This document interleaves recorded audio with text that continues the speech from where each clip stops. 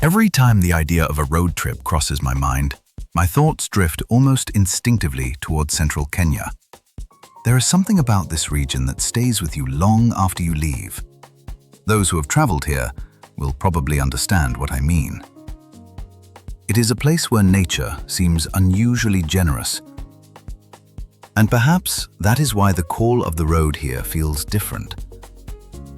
Today, that road is leading to Castle Forest Lodge, a destination tucked within the forest at the foot of Mount Kenya, surrounded by the kind of landscape that makes you slow down and simply take it in.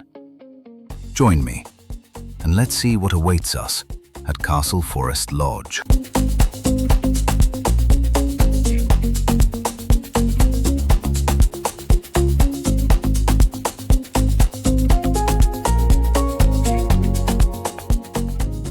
This trip begins in Nairobi, Kenya's capital, a city that rarely slows down.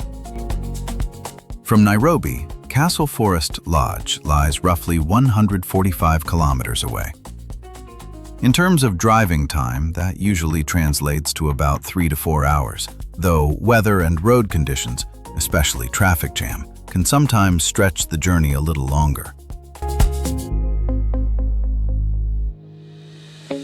There are two primary routes travelers from Nairobi typically use, but the distance between them varies by only about 5 kilometers. The first route, and which is actually the one I am using, passes through Sagana, Kagio, and Kutus before approaching Kianyaga and then branching toward the foothills of Mount Kenya. The second is Thika Makutano Mwea corridor, which takes you through the vast Mwea rice-growing region, one of the largest irrigation schemes in Kenya.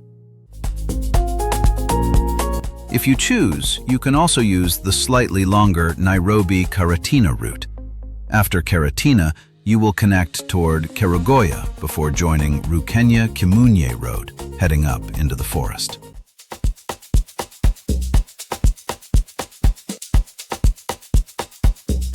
We are in Sagana now, and there is a U-turn about 100 meters ahead, this Magunas supermarket.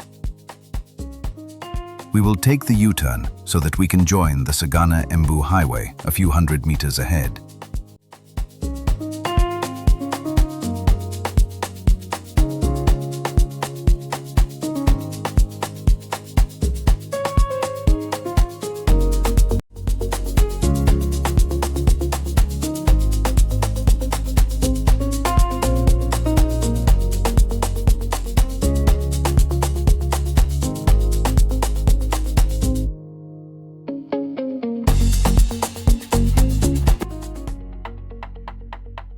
As noted earlier, one of the most remarkable aspects of traveling through central Kenya is how quickly the scenery changes. Unlike the tall skyscrapers that define most of Nairobi and its environs, central Kenya features lush greenery made up of coffee farms, tea plantations, banana groves, and small family farms. The region is one of the most agriculturally productive parts of the country. The fertile volcanic soils and reliable rainfall make it ideal for farming. At times, if the weather is clear, the distant outline of Mount Kenya appears above the horizon, a reminder that the entire landscape here is shaped by the presence of Africa's second highest mountain.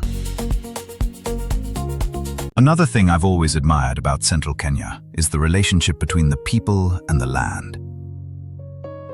For the mountain region communities, land has never been just a physical resource.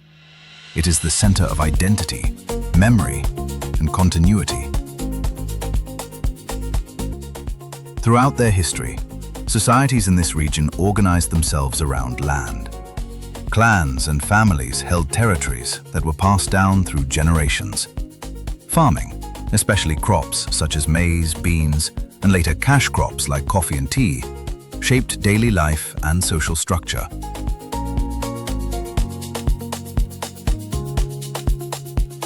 Owning or accessing land meant stability, dignity, and the ability to sustain a family. Today, land still remains a powerful symbol within the communities. It represents heritage, security, and a connection to the past. Conversations about land are therefore rarely just about property.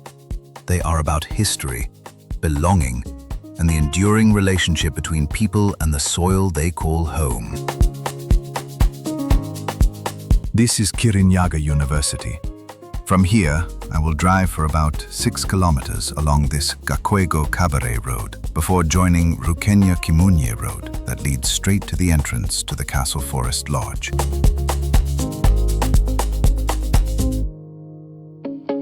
The air has begun to feel cooler, and heavier clouds are gathering ahead, a sign that rain is not far away.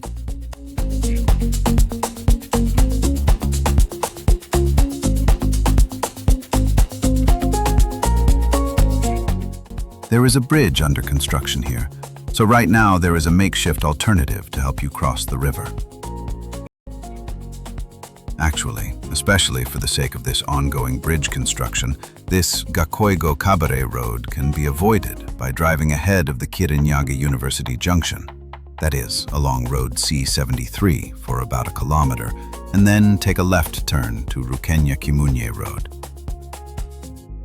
This bridge doesn't look very strong, especially for larger vehicles like safari trucks. From here, I will drive for about 30 minutes before arriving at the Castle Forest Lodge, which includes covering the rough road through the forest.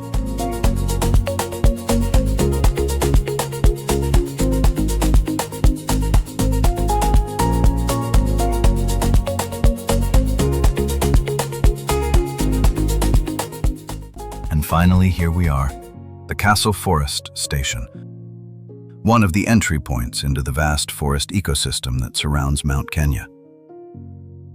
At first glance, it looks quiet, almost abandoned. But this gate marks the boundary between two very different worlds. One has to be cleared at this station before proceeding, and that includes paying an entrance fee. I checked online if there is a standard entrance fee and found different figures from what I paid, a sum of 232 Kenyan shillings. From here, the lodge is about 3.5 kilometers away, which will take roughly 10 or so minutes of drive. It is goodbye to the tarmac behind. Hopefully, the mud does not challenge our car beyond its legacy. But again, being an all-wheel drive, I believe it will manage quite well.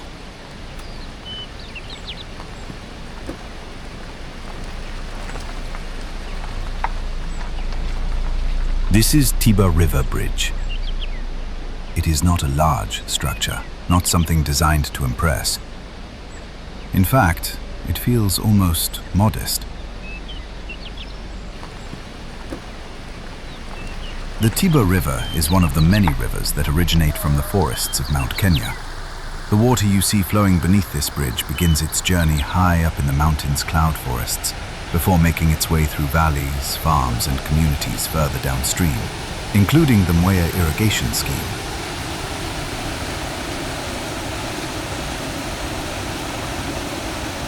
On a rainy period like now, the river feels especially alive. There is more water moving faster, pushing against rocks and other obstacles to create that constant, soothing roar that echoes through the forest. This is one of those quiet moments during the journey where many visitors naturally slow down. That includes stopping briefly to take photos or video clips like I am doing. You may also pause just to listen to the water, to the birds in the trees, to the deep silence that only forests like this can create.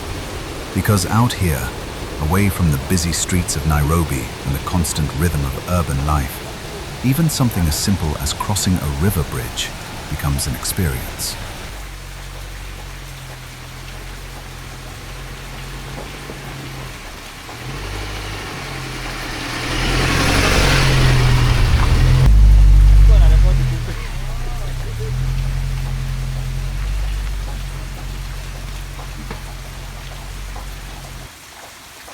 One may wonder, what is in for me when I visit this area, especially on a rainy day like today? At first glance, the mist, the damp forest road and the quiet atmosphere might make it seem like there is very little happening here. But the truth is quite the opposite. This part of the forest, sitting on the slopes of Mount Kenya, offers something that is becoming increasingly rare.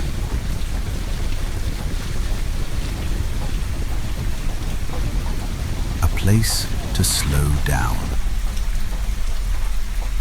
For many visitors, the first thing they notice is the environment itself.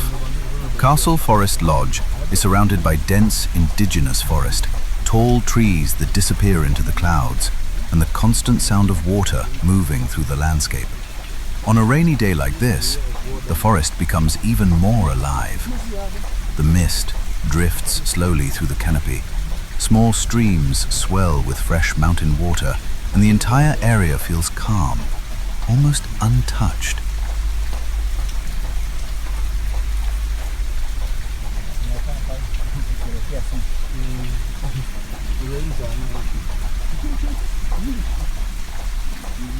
And now we are finally at the forest lodge itself. The thick wall of trees that surrounds the road thins out, leaving sizable, peaceful space where the lodge quietly sits. Rustic wooden cabins dot the edges of the lodge. It is still drizzling, making the place feel colder, but firewood-powered water heaters like this promise the hope of finding the warmth that will shield you through a night, should you choose to stay.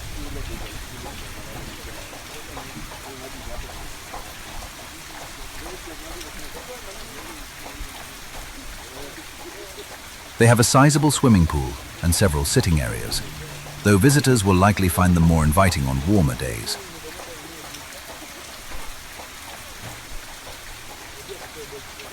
To the far left lies the Castle Lodge dining area, where you can enjoy a cup of tea, a beer, or other meals and snacks depending on availability and preference.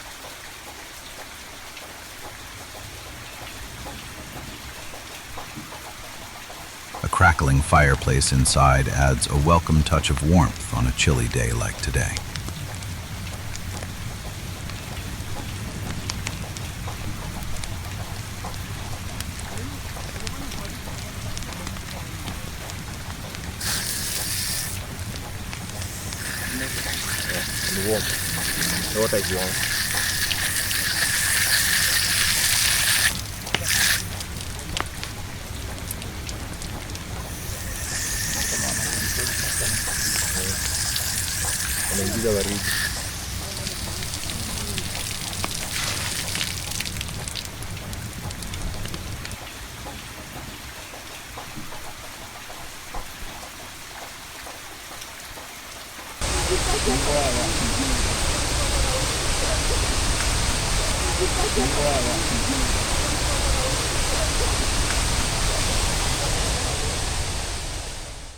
One of the main activities here is simply exploring the forest. The lodge offers guided forest walks that take visitors along quiet trails cutting through thick vegetation. Along the way, you may come across waterfalls hidden deep in the forest, including the well-known Kamweti waterfalls that lie not too far from this area.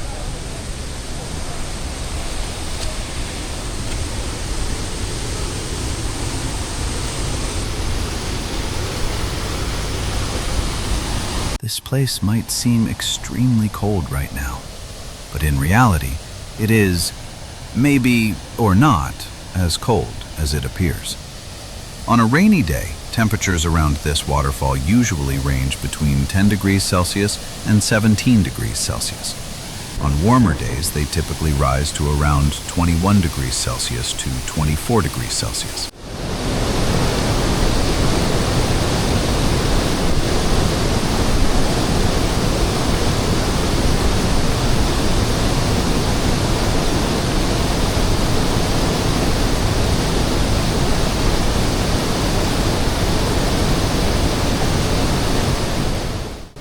These walks are not just about reaching a destination, they are about experiencing the forest itself. The smell of wet earth, the sound of birds, and the occasional movement of wildlife in the distance. For those who enjoy a bit more adventure, the area also offers hiking opportunities through the lower slopes of the mountain forest. These trails wind through bamboo zones and indigenous trees, giving hikers a closer look at the unique ecosystems that form part of the larger Mount Kenya National Park region.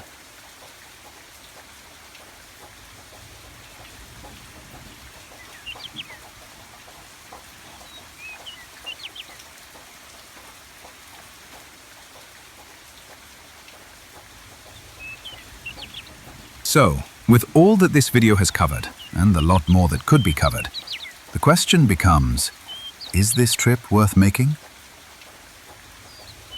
For travelers looking for nightlife, large resorts, or busy tourist centers, this may not be the ideal destination.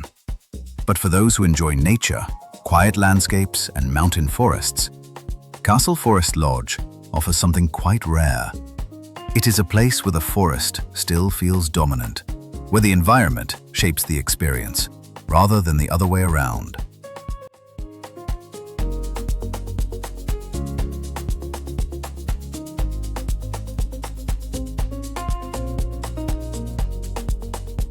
And perhaps more importantly, it is a reminder of why forests like these matter.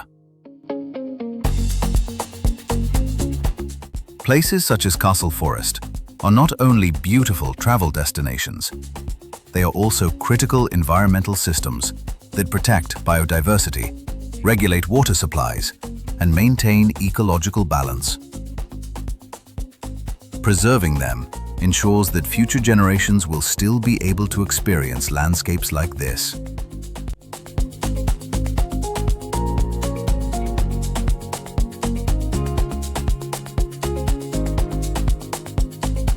That is it from us about the Castle Forest Lodge trip. If you've enjoyed exploring this part of Mount Kenya with us, consider supporting the channel by liking the video and subscribing. It helps us continue documenting places like this. Places that are often overlooked, but incredibly important, both environmentally and culturally. And if you have ever visited Castle Forest, or if you're planning a trip there in the future, feel free to share your experience or questions in the comments below. It's always interesting to hear how different people experience the same landscape.